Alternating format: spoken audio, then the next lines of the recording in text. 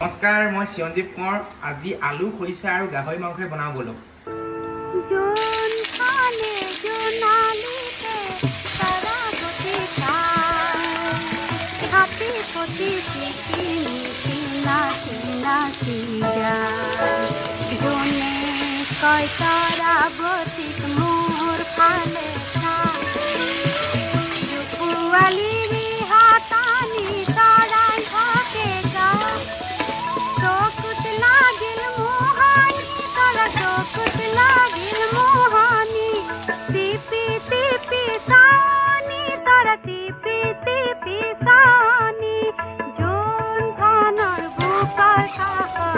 ললে আহি থা